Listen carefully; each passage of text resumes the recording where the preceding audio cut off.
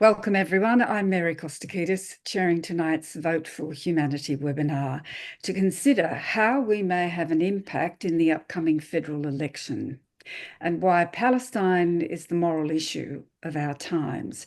Many of us want to ensure that we have more people in Parliament who are not out of touch with their humanity and are committed to international law and to justice for the Palestinian people.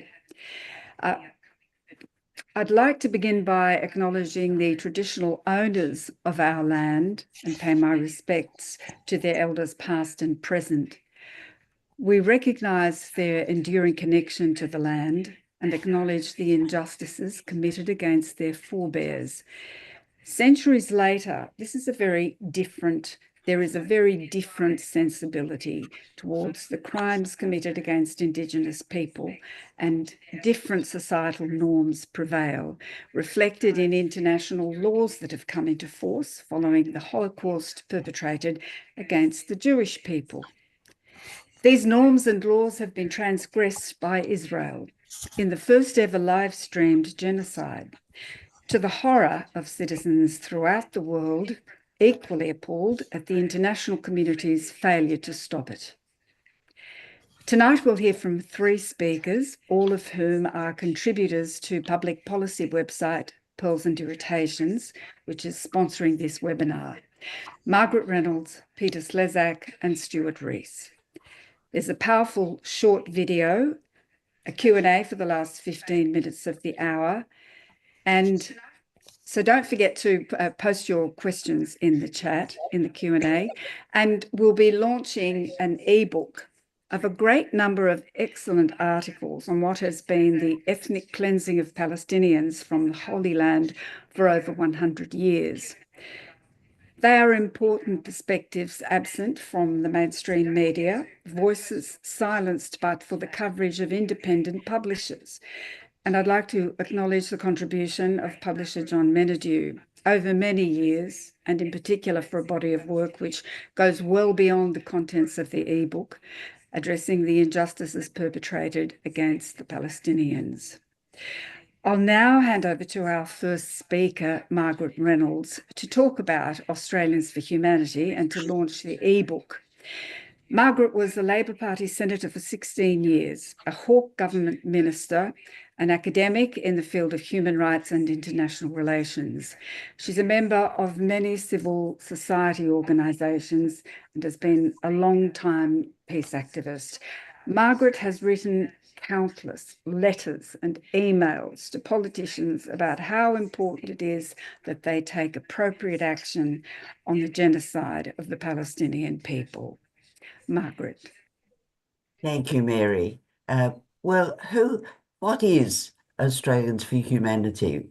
Well, we are actually a group of like-minded people who are quite devastated at the failure of our government and our parliament to respond as they should under the Genocide Convention to the quite horrific atrocities that have been perpetrated against the Palestinian people.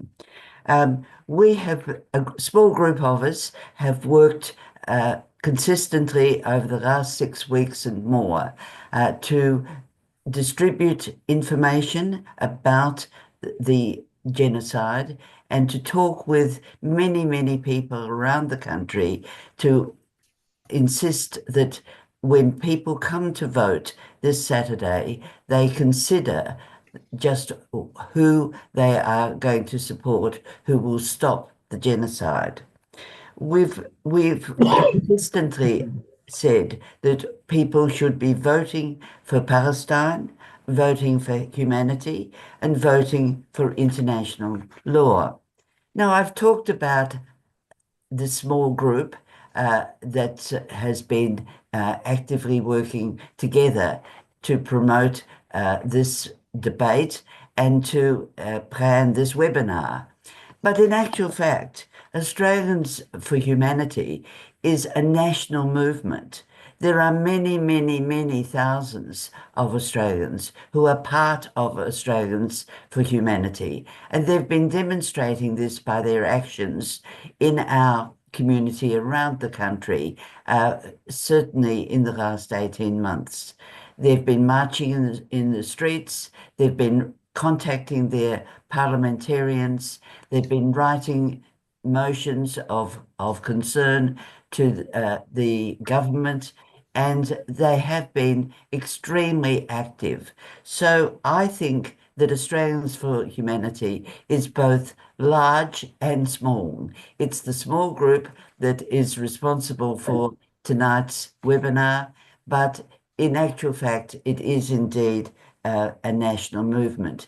And it's a national movement that will continue beyond the Saturday's election, regardless of the outcome, and we can't predict the outcome, unfortunately, because there are so many Australians who expect our government, our parliament, to stand up for injustice and certainly to stand up and speak out against genocide. Now, I'd like to also comment briefly on why it is important that we ask voters to hold unprincipled politicians to account, because we rely on our representatives. It's our democracy that we choose people to speak up for us. And sadly, there have only been a few in the parliament in the last 12 months and more who've had the courage to speak the truth about the war crimes and ethnic cleansing in Gaza. So we want those parliamentarians to be recognised, and we want others who've been silent or who've used other forms of language to avoid spelling out exactly what is happening in Gaza. We want them to know that we have been watching, we have been listening, and we've been shocked in many cases by their silence and their failure to act. I now have the pleasure of launching the ebook, Israel-Palestine Pushed Beyond Endurance, Creating Balance. As Mary said, this is a special publication that's that is the result of the work of Pearls and Irritations, that wonderful initiative that was launched by John and Susie Menadue many years ago now. The ebook is a selection from many hundreds of articles written about the history and daily reality of the Palestinian people. It's a publication that presents the truth, free from the apologies and distortions so often presented by the mainstream media, if indeed the mainstream media bothers to really deal with this terrible issue. It presents an Australian voice from people of diverse backgrounds and faiths. Again, this ebook is going to be absolutely central to an ongoing campaign that Australians for Humanity must continue, because when the election is over, when a new government is formed, when the parliament resumes, there will be a need for all Australians who care for Palestine, who care for humanity, who care for Australia's reputation in the international community. Of all countries, Australia should be speaking out, and that's why this ebook is so very important. Thank you. Thank you, Margaret, and thank you for launching the ebook. There's a link to the ebook on the homepage of Pearls and Irritations. It's free, so do download it and recommend it to your networks. It's a wonderful, wonderful thing to have put together. Now we're going to go to a video, a 7-minute video, and there are 3 speakers in this video with very powerful messages. An Australian Palestinian playwright, scholar and poet, Samar Sabawi. Ayman Quader, an Australian from Gaza. Now, many members of Ayman's family were killed by Israeli airstrikes, and they lay buried under rubble, a consequence of taking shelter in what had been deemed a safe house. And Kathy Peters, a Green staffer in policy development. She's a freelance journalist and has long been a human rights and environmental activist. She's also of Jewish background.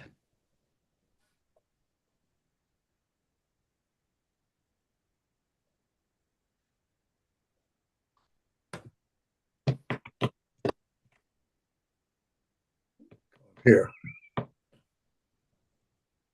Jesus. I don't have audio, so... The reporters, okay. the journalists that were killed in Gaza. When many, many reporters are forced to either quit or are being fired for simply reporting the truth of what is happening in Palestine, in Gaza. Do you think that's okay?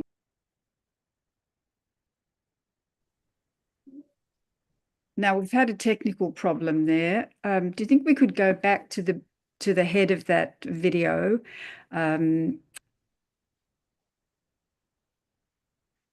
Barb? I certainly can't hear it. I don't know if everyone at home can hear it. I don't think any of the panelists can hear it. So let's stop it and take it back and try and take it from the beginning. Can we do that?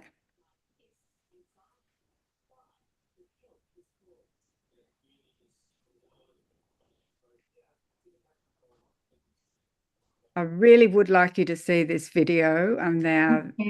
About here we what go. is going on in Palestine. Some of you might think that it has nothing to do with you, that it's something happening really, really far away. But what happens when your favorite musician loses their concert because they dedicated their music to the reporters, the journalists that were killed in Gaza? When many, many reporters are forced to either quit or are being fired for simply reporting the truth of what is happening in Palestine, in Gaza. Do you think that's okay? Do you think this is the kind of country you want to live in? Do you think it's okay that while people in Gaza during the ceasefire have had to go and try to salvage pieces of their loved ones from beneath tons of rubble that would take more than 20 years to clear, while this is happening, our focus here in Australia was to discuss if the protests were causing social lack of cohesion. Is this the kind of country you want to live in, where this is happening and it's okay? It's okay that we accuse the protests of promoting hatred, but we're not saying that actually a genocide against an entire people is wrong. So yes, this is, I would say that this is the moral issue of our time. Just think of what is at stake for you. Your freedom to criticize, your freedom to protest, your freedom to speak out when you see something is wrong. That is what is at stake. And so when I'm voting in this election, I'm going to be voting for someone who is going to be protecting these freedoms and not supporting a state that has been proven by the highest international court in the land of committing crimes against humanity and of carrying out a genocide. And I hope you do the same. In the forthcoming Australian federal election, I will vote against genocide. I will do so not only by remembering the plight, suffering, and the brutalization of the Palestinian people, especially those who have been killed in masses in Gaza, but also with the lives of fellow Australians in mind. Death and destruction in Gaza is a violation of the Australian values, which supposedly represents acts of love and care for others, values to which I'm committed. Israel killed my loving sister and her 3 children. At least 15 of my immediate and extended cousins have been killed by Israel.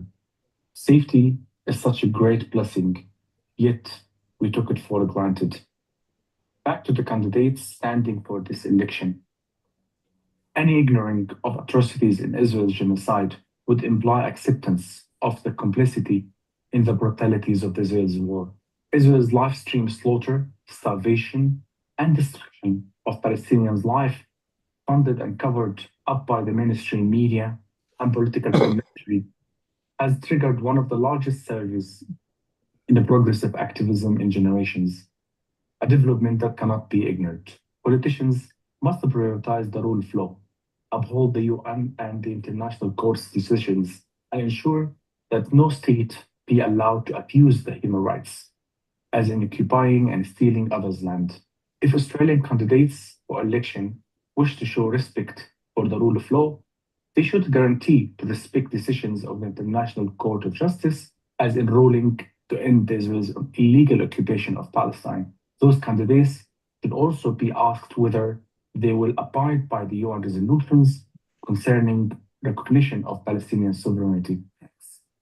I'm overwhelmed by the horror that Israel and Western nations unleashed on Palestinians. And I know that we failed to stop Israel, as we have since 1948. We failed to stop this genocide, which Palestinians live streamed. They believed that the world could not but act with this daily evidence of Israel's horrendous war crimes.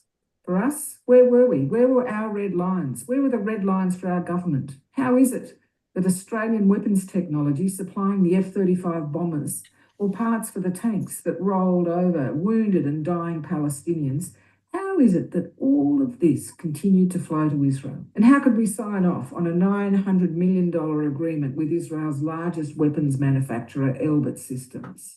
We did this while the UN, the International Court of Justice, and the International Criminal Court issued one after another ruling, calling on and condemning Israel's actions, and calling on states like Australia to take every possible action to stop the genocide.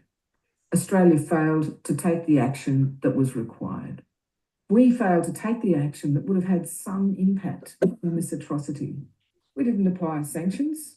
We didn't stop arms exports or arms agreements. We didn't expel the Israeli ambassador or recall our ambassador. We didn't stop dual citizens travelling to kill with the IDF. And we didn't support Palestinians desperately trying to flee the carnage, but rather we made it virtually impossible for many to get visas. At one point, we actually cancelled visas for some as they were in transit. As an Australian with Jewish heritage, I am ashamed to have been an ineffective witness. I underestimated the Labor and Coalition parties' complete lack of humanity and their contemptuous selective use of international law. I'm appalled that the relentless Zionist-led dehumanisation of Palestinians is such that these very same politicians and our compliant media repeated lie after lie after lie, justifying the inconceivable carpet bombing of civilians and the destruction of homes, hospitals, universities, schools, mosques, and everything needed for the survival and for the maintenance of culture and life in Gaza. You know, words will never express the horror and the anger I feel at Australia's complicity. I stand up and applaud the Greens and the few independents for their steadfast position who supported justice and rights for Palestinians, and I will vote accordingly. Labor, however, and the Coalition will never, ever be able to rid themselves of the evidence and of the disgrace of their complicity. You and I, we can never again be made to be onlookers to genocide. That's Kathy Peters. And a correction, Kathy was a Green staffer. She's now a freelance producer and one of a great number of Australia's Jewish community who abhor what Israel is doing.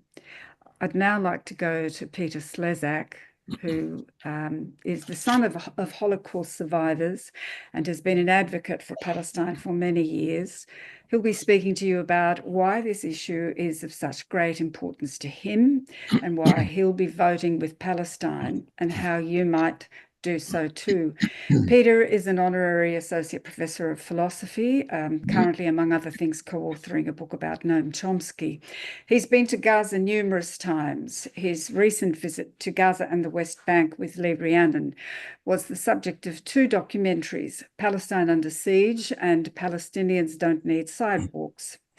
Is a frequent and passionate speaker at pro-Palestinian rallies, and in the weeks after October 7 was abused and assaulted on the streets of Sydney's Double Bay. Peter. Thank you, Mary, and thanks to everybody. It's a privilege, and in fact, for the reasons Mary mentioned, it's a responsibility that I feel particularly to join with you today. The idea of Australians for Humanity is a noble, if seemingly abstract concept. After all, who could be against humanity? So I want to be more blunt and more prescriptive.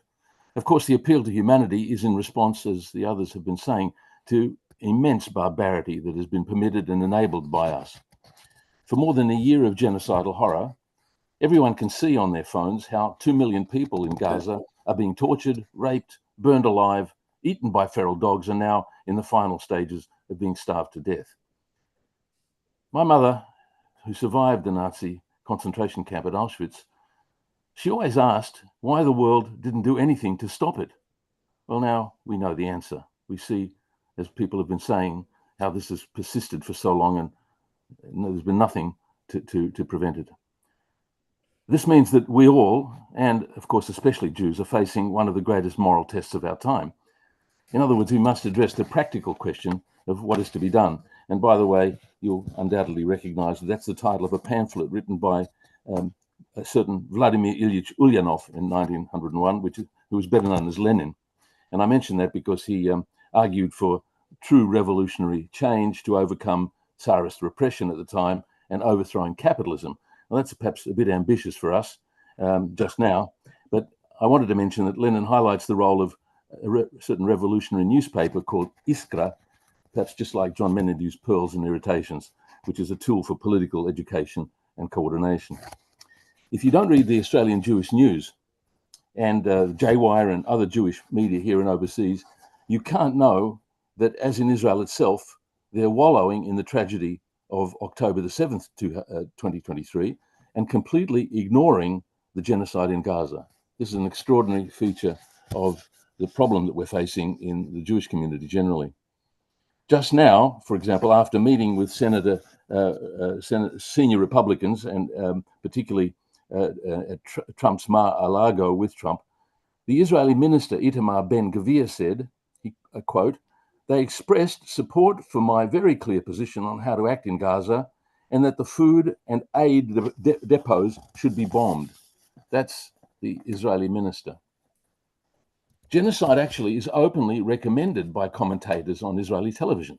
They're having serious debates on Israeli TV as to whether newborn babies in Gaza are innocent or whether they should be killed. The Israeli journalist Gideon Levy writes, "It was only to be expected," he says, "the discourse has taken on neo-Nazi attributes." He adds that Likud lawmaker Moshe Sada proclaimed on Channel 14 TV in Israel he was interested in starving an entire nation. He says, "Yes, I'll starve Gazans. This is our obligation." This is the kind of attitude that we're facing, not just in Israel, but very widely in the Jewish community. This is very awkward and uncomfortable to talk about, but we have to face it. In fact, the Jewish philosopher Hannah Arendt, who wrote about the trial of Adolf Eichmann, she coined the phrase "the banality of evil" to describe just this kind of attitude. In her other book, The Origins of Totalitarianism, she said, and I quote, The death of human empathy is one of the earliest and most telling signs of a culture about to fall into barbarism. And in that context, it's impossible to avoid asking the question Noam Chomsky asked, the troubling question during the Vietnam War. He said, and I quote, "These and 1,000 other examples testify to a moral degeneration on such a scale that talk about the normal channels of political action and protest become meaningless or hypocritical." And he said, we have to ask ourselves whether what is needed is dissent or denazification. Those terms are now being used regularly to describe what we're seeing. And of course, he's talking about us. So our appeal to humanity, to empathy, it has to be understood as an urgent call to action. And according to the slogan on our poster, we have to hold politicians accountable. But what does this mean? In one of my speeches in Hyde Park, I explained, somewhat whimsically, that I'm learning Arabic, and although I don't know how to say too little, too late, elbow, I uttered an obscene Arabic curse which rhymes with Albanese, and I won't repeat it here. But the point I want to make is that the wild, enthusiastic applause from the audience tells you what they think about holding politicians accountable. The Labor government has been silent for over a year of unspeakable horror, and worse than silent, as has been mentioned, the government has been exposed by David Shoebridge for direct complicity, a complicity that they have attempted to deny or to obfuscate. Export permits have been granted for inherently lethal goods and technologies designed or adapted for military use. It hasn't received a lot of media attention, but I remind you that the Prime Minister Albanese and Foreign Minister Wong have actually been referred to the International Criminal Court, the ICC, as accessories to the genocide in Gaza under Article 15 of the Rome Statute. Now, by contrast, again, being practical about the election, we could notice which politicians have appeared regularly on the podium at the rallies for over a year now. Look at which party gets all the ticks on our flyer for the Australians for Humanity. So we may recall and adapt a slogan from many years ago. I suggest that it's perhaps too late, as the slogan went, to keep the bastards honest. Rather, we should vote the bastards out. In other words, vote Green or some other independent to create a hung parliament. My view is that in that case, we might have a better chance for compliance with the recent ruling of the ICJ and pressing for an immediate, unconditional and permanent end to the Israeli occupation and the assault on Gaza. Well, that's all I have to say about the concrete, practical issues about what is to be done in this election, but I've got a few minutes left, I hope. And I'd like to talk about some other issues that are close to my heart and I think very important. A training program for New York City Police, the NYPD, is relevant and interesting for us because it categorized the keffiyeh, the Palestinian scarf, and the watermelon, as well as phrases such as settler colonialism, as anti-Semitic symbols. And regarding the Palestinian solidarity movement as a significant threat to Jewish safety. This has been a huge issue here in Australia. There's been hysteria about this question, which has been, almost entirely unwarranted in my view. One of the groups that led the NYPD training has as its main goal to have elected officials in the US adopt the notorious IHRA definition of anti-Semitism into state law. This has had enormous traction here in Australia as well.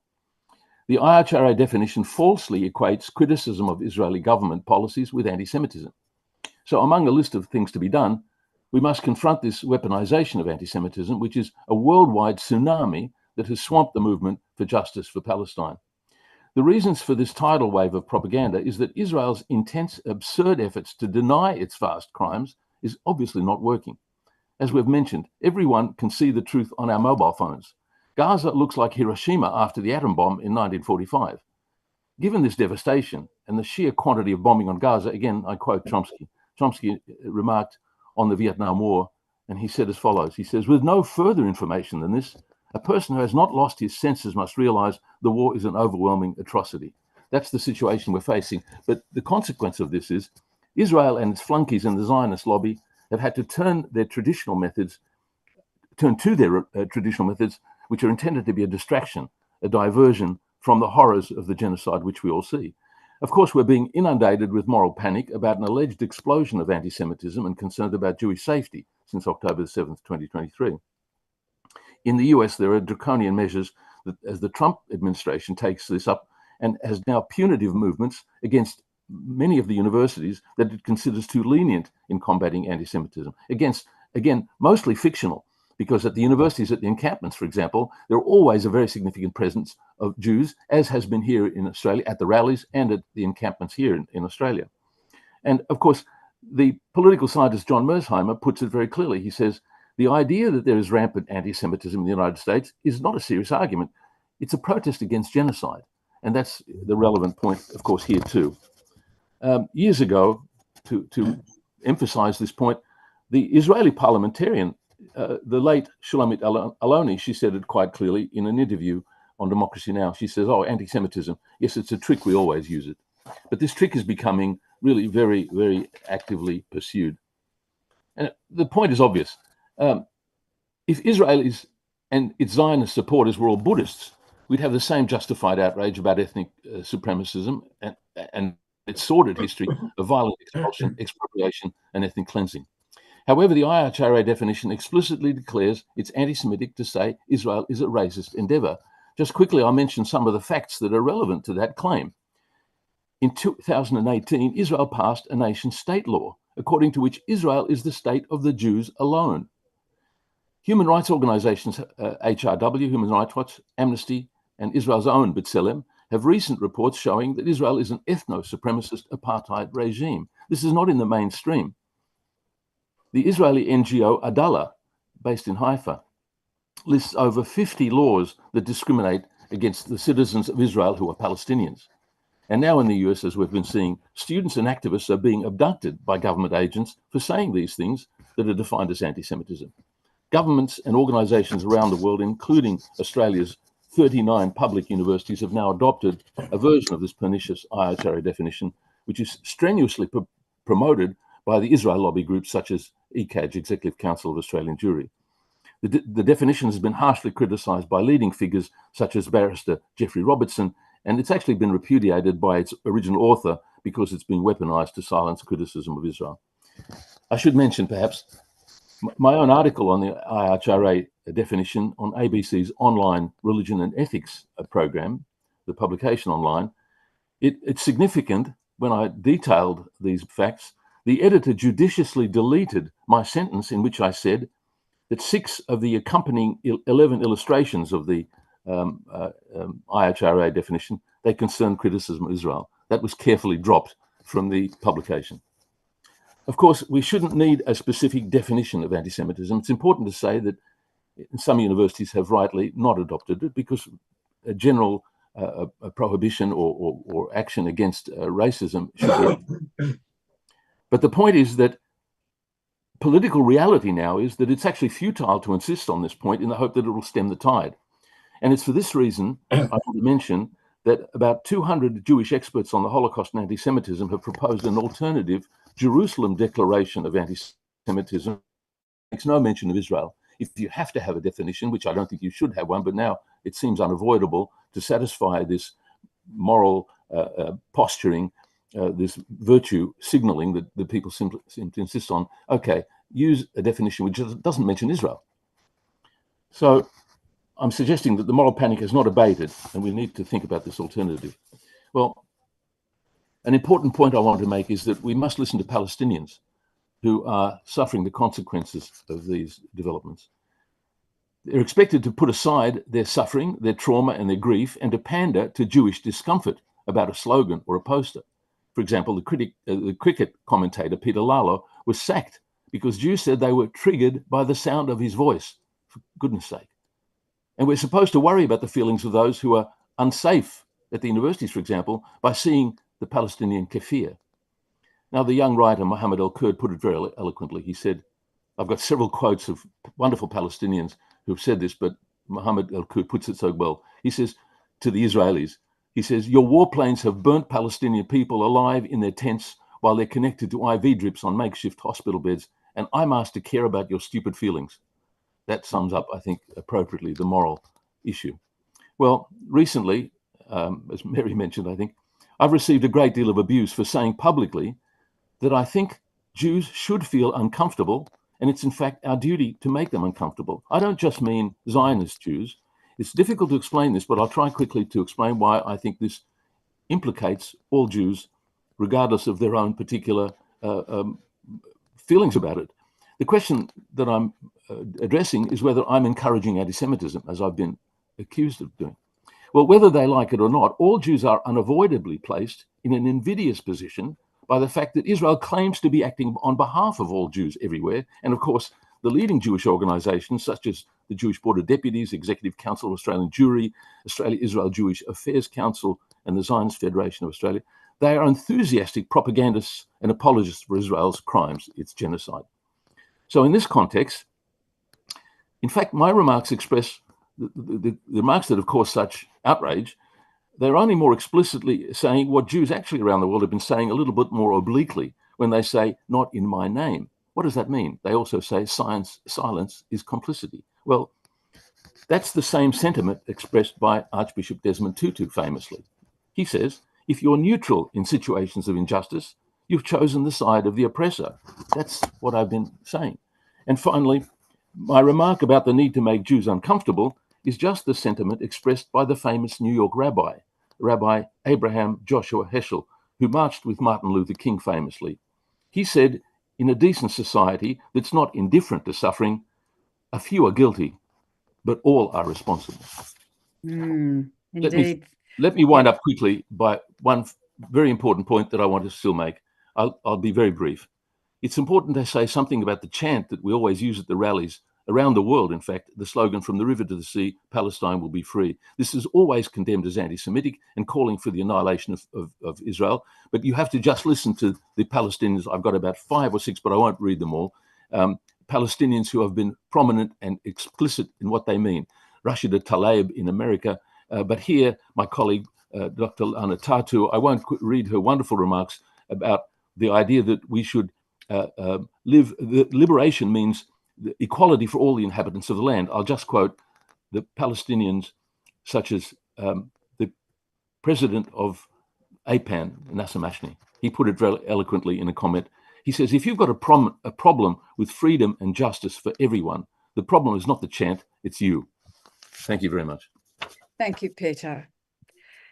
Thank you. Our final speaker is Emeritus Professor Stuart Rees, a strong advocate for the Palestinian people for decades. He's been to Gaza many times, has witnessed the humiliation and dehumanization of Palestinians with whom he developed relationships. He's sponsored Palestinian students to come to Australia to study at the University of Sydney Centre for Peace and Conflict Studies and mentored them here. Stuart has always been a force to be reckoned with, and as founder, chair and director at various times of the Sydney Peace Foundation, succeeded against all odds in getting Hanan Ashrawi here to speak and receive the Sydney Peace Prize. And he also had the foresight to propose a Sydney Peace Medal for Julian Assange immediately after WikiLeaks' first major releases in 2010. He's been unequivocal about the moral question of our time. Stuart. Thank you. Thank you, Mary. Am I off mute? Yes, we can hear you. Okay. Look, I'm going to try and be brief and speak to three issues. First of all, something about the history of Palestine. Secondly, a concern about the avalanche of human rights legislation that followed the Second World War that's too easily ignored. And finally, some comments about the nature of humanity.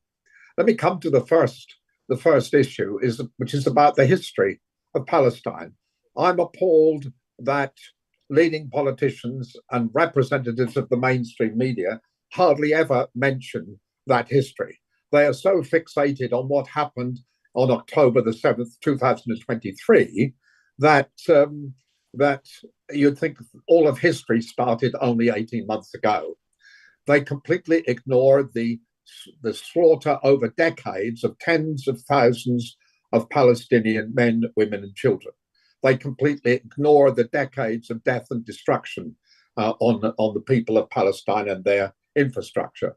They completely ignore the Israeli terrorist gangs, and the terrorist gangs include the so-called most moral army in the world, the IDF, wreaking wreaking havoc upon the people of Palestine and their land.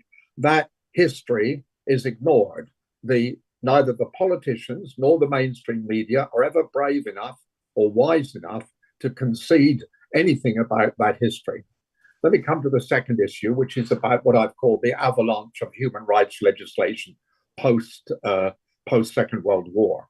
It's that legislation which gives most of us around the globe a sense of freedom, a sense of liberty, a sense of human rights, a sense of coherence and predictability about our lives. But once again, almost all those pieces of legislation are studiously ignored. The 30 clauses of the Universal Declaration, the Genocide Convention, the Refugee Convention, the Rome Statute that created the International Criminal Court, the rules and predictions and recommendations of the International Court of Justice about genocide, about the pleading for an end to the siege of Gaza, for an end to the occupation immediately, and pressure on the states which signed up to the human rights justice to comply with the rules that were established then. So please, let's remember the history. Let's have sufficient courage and vision to remember that human rights legislation and stick with it. The leading Australian politicians and the media studiously ignore that, so that, in Peter's words, the genocide in Gaza has been able to proceed as though it is of little consequence, as though the main issue in this election, repeatedly made by the media and the politicians, is about the cost of living. It's as though the cost of pork chops in Coles or Woolworths is 1,000 times more important than the cost of not living, than the cost of the slaughter in Gaza and on the West Bank. Let me finish, as I usually do, with a reliance on poets. I want to have a vision about a future Australia that doesn't depend on cheaper petrol only. I want to have a vision that I want people and myself and my family and my friends, all of whom are appearing tonight, to have a sense of poetry in their lives. The wonderful English human rights poet Shelley said that poets were the unacknowledged legislators of the world. By that he meant that they had a vision about the notion of humanity that was not easily available to people who wrote only in prose. I'm sorry about your prose. I'm not making reference to your prose, of course, Peter, tonight. And his contemporary, the romantic Wordsworth, wrote a long poem about humanity as a protest against war. He was almost foreshadowing the slaughter in Gaza. What a fair world were ours to verse to paint, if power could live at ease with self-restraint, he said. Then he went on to say that all creatures and all living things by degree are friends and patrons of humanity. And if you think that poem is too ancient, let's go to something more recent, a wonderful statement about humanity by the Australian Aboriginal poet Udru Nunukul. I'm for humankind, not colour jibes. I'm international, never mind tribes. I'm international, never mind place. I'm for humanity, all one race. And if the audience still thinks that was 70 years ago, how is it related to the contemporary events? Let's go quickly to the last hashtag apparently made by Pope Francis. Be human, be inclusive, is what he said. And I'll finish, because an important use of power for middle-aged and elderly academics is to not talk for too long. That's a non-abusive use of power. But I've always been impressed by a wonderful French diplomat, human rights activist, who was one of the architects of the Universal Declaration of Human Rights, Stefan Hessel. And when he was 91, he wrote a bestseller called Be Outraged. And he was thinking about Palestine. He and his wife had been many times to visit and to be with the people of Palestine. It's important to note that he was Jewish. But he was a man of a great philosophy, of great poetry, of great vision. And he tried to remind all of us that if you are not outraged by injustice, you lose touch with your own humanity. That's really almost the last quote I'm going to rely on and use. I want to finish by an expression of gratitude to AFOPA, the Australian Friends of Palestine in South Australia, who've been talking about Australians for humanity, a sense of justice, a sense of respect for universal human rights for decades. And I also want to express gratitude, of course, to our wonderful mentor, inspiring leader, John Menadue, for his creation of one of the most important and optimistic journals in this country, namely Pearls and Irritations. In talking about gratitude, that's in peace negotiations, in the struggle for justice, in trying to find the kind of social cement that puts people's lives together after they've been ripped apart. Those expressions of gratitude are incredibly important. My last expression of gratitude is to all the people who have registered tonight, and I think in respect to them, we should now proceed to their questions. Yes, indeed. Thank you very much, Stuart. Thank you. Okay, well, I have several terrific questions. The first one is, why not demand that Hamas hand over all the hostages and end the war immediately? Now, I'm going to leave it open to the panel, so whoever would like to respond, please do, and anyone else can dive in as well. Yeah, look, I've having been on the West Bank and in the Gaza Strip half a dozen times, and having actually been one of the few Westerners to spend time speaking to the leaders of Hamas, let me say, of course, Hamas should release the hostages, and as long as Israel releases the thousands of hostages who've been held in prisons for decades, and many of them only there by administrative detention, never charged with anything. So if you want a sense of balance, although that's a pretty obscene word in the Middle East, there ain't no balance. You have to talk about a quid pro quo in negotiations, and the release of the Palestinian prisoners, not just a handful, but tens of thousands of them, would be a good rationale for obliging Hamas to release the hostages. Mary, can I add a quick comment on that? Go ahead. The question's a cheeky, provocative question. Fact-checking, Hamas has offered to release all the hostages. They've offered to end the whole thing, and Israel has refused to take up that offer. Do some fact-checking by that person whoever asked the question about the status of that question, and you'll see that it's been Hamas that's been willing to end this, and it's Israel has deliberately not wanted to settle with Hamas on those terms. Yes, indeed. In fact, a couple of days ago, latest reports were that Hamas was willing to hand over all the hostages. Absolutely. And that Israel has not accepted. Anyone else like to comment about that? Or shall I move on to the next question? I think we might do that. So the next couple of questions really are about the media. Because there's been a sense in the community, or in much of the community, that the media is failing us on this issue. One question is, does the panel think that a mass campaign of complaints to ABC Chair Kim Williams, the ABC Ombudsman, and to Media Watch might create a critical mass of outrage that could itself become a media story about the lack of coverage the national broadcaster has given to clear evidence of IDF war crimes and genocide in Palestine? So that question's specifically targeting the ABC, I suppose, because we're funding it. So we're all funding it. Is there, who'd like to comment about that? I'm that happy. particular question. Yes, Margaret. Yes, as a former national president of Friends of the ABC, I think that's a wonderful idea. The ABC can be very responsible and independent in some of its reporting, and I certainly would like to mention John Lyons, the journalist who has indeed, done more than any other ABC journalist to bring us at least some of the truth. But yes, the ABC has let us down badly.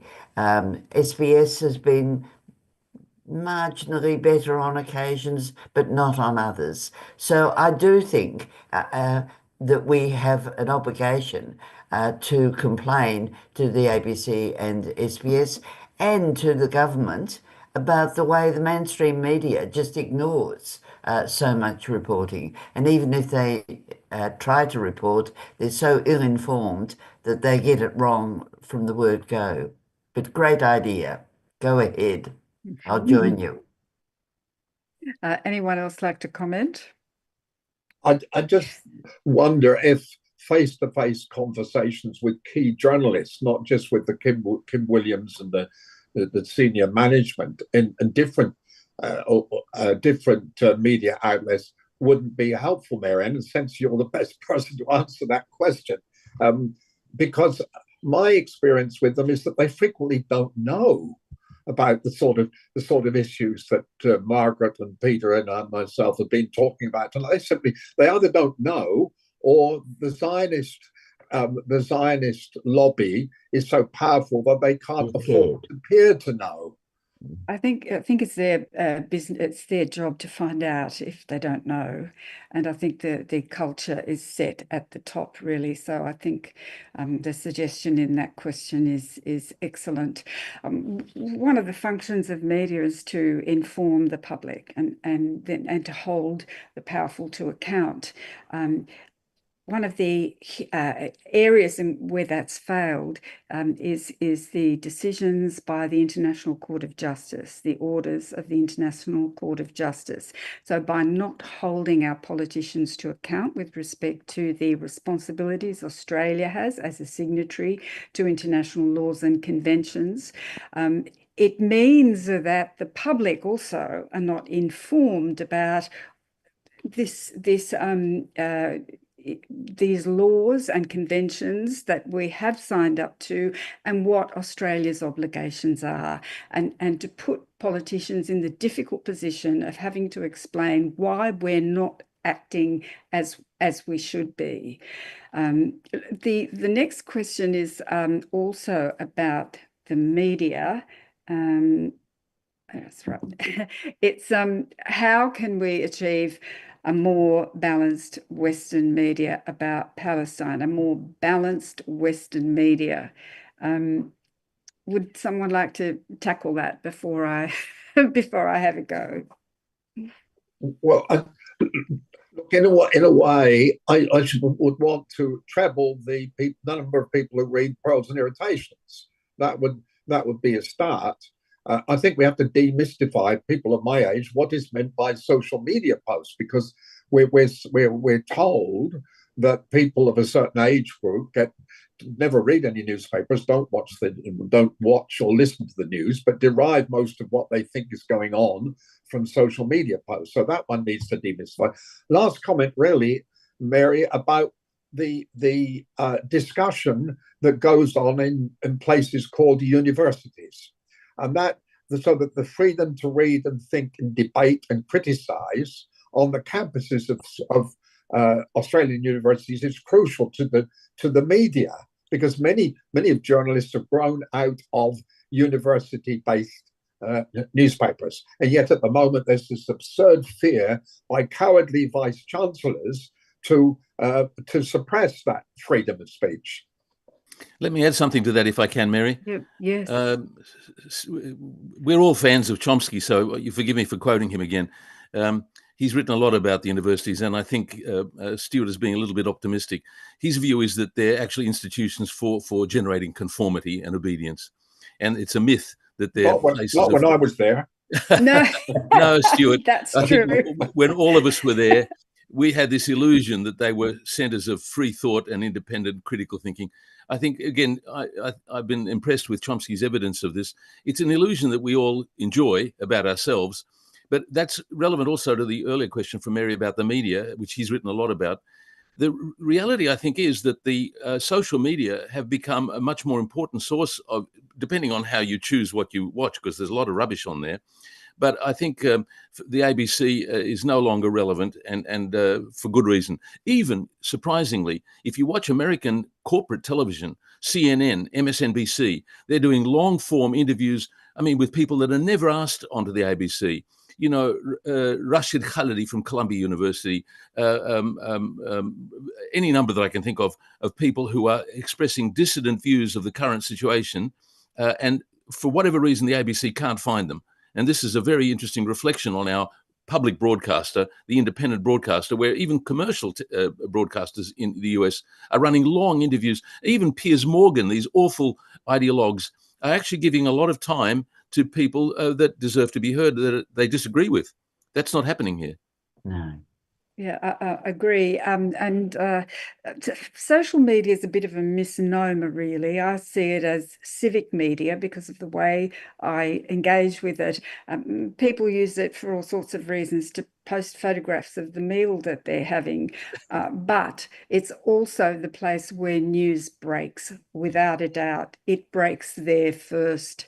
It's the place where we hear perspectives and from experts, whether they're academics or journalists or experts of all different kinds, who are banned now, black banned in the mainstream media. People of enormous stature like Jeffrey Sachs, like John Mearsheimer, academics like Glenn Deason, journalists like Glenn Greenwald, Chris Lynn Hedges, people, you know, who've serious journalists.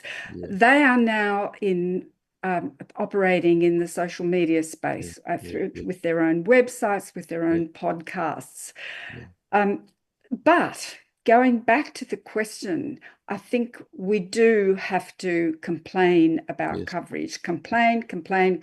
With respect to the ABC and SBS, they're funded by taxpayers, so they really are obliged to listen to your point of view about their coverage. With respect to the newspapers, write letters to the editor, could just keep persisting. And ultimately, what hurts is when it hits the hip pocket. So advertisers won't advertise if they're not selling newspapers and have digital subscriptions. So cancel subscriptions, fund independent journalism. You know, we get our news from a variety of amazing websites. And in Australia, we've got Pearls and Irritations, Declassified Australia, Michael West, Consortium News operates largely in Australia also, and a great number of other sites that are not based in Australia. So why aren't we funding? Why aren't we contributing to those, to journalism produced there? Some of the best independent journalists that have broken stories on on Palestine on October 7 have been from independent news sites. And I've been attacked by the Herald and the Age because I've quoted their work. So, you know, it's about putting your money where your mouth is, really. If we're going to rely on their work, we've got to also, I think, support them. Would anyone else like to make a comment before I wrap up? Because we're running out of time, and there is some information that I'd like to give people. But Mary, just briefly, look, I think it's not just pressure, but their response that they've got to find the people who run the establishment, whether it's the leading politicians or leading members of the media or leading members of churches who've been terribly silent about the carnage in Gaza. They've got to find a touch of courage in public life. They've been preoccupied with being cowards, running for cover, trying to avoid the so-called Zionist lobby, or what might be said critically on Sky News, for God's sake. Am I allowed to say that? You don't have to say anything, Stuart. Okay, look, we've turned through the hours, so it's time to wrap up. Now, in this forum, it's not possible to identify every candidate in every electorate who's going to push for Australia to do the right thing and to do so with the urgency that's required. There's also the matter of priorities beyond Palestine, which may influence how each and every one of us will order candidates or parties. There's a wide choice from the Greens to Fatima Payman's Australia's Voice, the Citizens Party, the Socialist Alliance, and many independent candidates.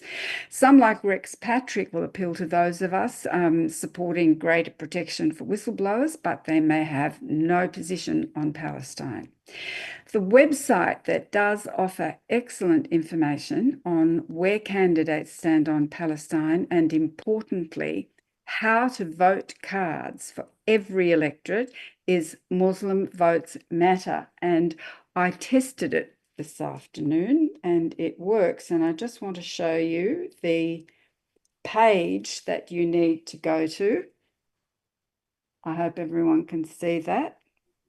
That's what it looks like. And you click on Get Your How to Vote card, you enter your postcode, and they've done all the homework. Both Muslim Votes Matter and APAN have developed scorecards for every candidate standing in this election. And the Muslim Votes Matter how to vote card is based on those scorecards. So if Palestine is the moral issue of our times for you, then they have done the homework. All of us at Australians for Humanity will extend to John Menadue our deep-felt thanks for his support in general. If you aren't a subscriber to Pulls and Irritations, better fix that. No matter who your representative in Parliament is after next weekend, send them the ebook. Tell all your friends and family about the many wonderful independent news and analysis sites they could be reading, watching and supporting, including Consortium News, Michael West, Declassified Australia, Independent Australia, Sydney Criminal Lawyers. And thank you very much for joining us tonight.